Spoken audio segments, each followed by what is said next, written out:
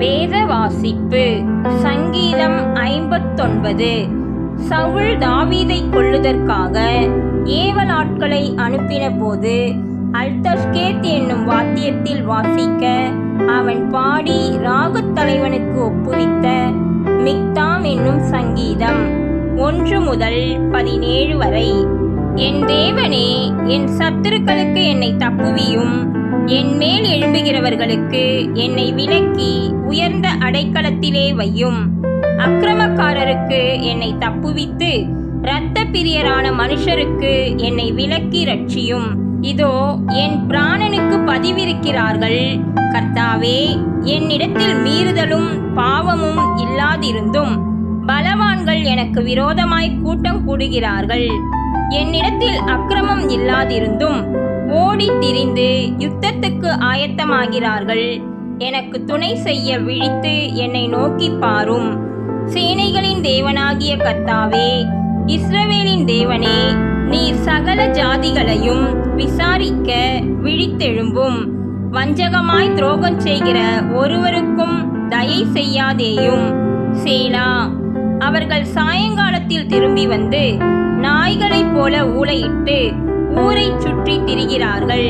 இதோ தங்கள் வார்த்தைகளை கக்குகிறார்கள். அவர்கள் உதடுகளில் பட்டயங்கள் இருக்கிறது. கேட்கிறவன் யார் என்கிறார்கள். ஆனாலும் கர்த்தாவே, நீர் அவர்களை பார்த்து நகைப்பீர். புறஜாதிகள் யாவரையும் இகழுவீர். அவன் வல்லமையை நான் கண்டு உமக்கு காத்திருப்பேன். தேவனே, எனக்கு உயர்ந்த அடைக்கலம். என் தேவன் தம்முடைய கிருபையினால் என்னை சந்திப்பார். தேவன் என் சத்துருக்களுக்கு வரும் நீதி சரி கட்டுதலை நான் காணும்படி செய்வார். அவர்களை கொன்று போடாதேயும், என் ஜனங்கள் மறந்து போவார்களே. எங்கள் கேடகமாகிய ஆண்டவரே, உமது வல்லமையினால் அவர்களை சிதறடித்து அவர்களை தாழ்த்தி போடும். அவர்கள் உதடுகளின் பேச்சு அவர்கள் வாயின் பாவமாயிருக்கிறது. அவர்கள் இட்ட சாபமும் சொல்லிய பொய்யும் ஆகிய இவைகளின் நிமித்தம் தங்கள் பெருமையில் அகப்படுவார்களாக. தேவன் பூமியின் எல்லை வரைக்கும் யாக்கோபிலே அரசாளுகிறவர் என்று அவர்கள் அறியும் பொருட்டு அவர்களை உம்முடைய உக்கிரத்திலே நிர்மூலமாக்கும். இனி இராதபடிக்கு அவர்களை நிர்மூலமாக்கும். சேலா. அவர்கள் சாயங்காலத்தில் திரும்பி வந்து நாய்களைப் போல ஊளையிட்டு ஊரை சுற்றி திரிகிறார்கள்.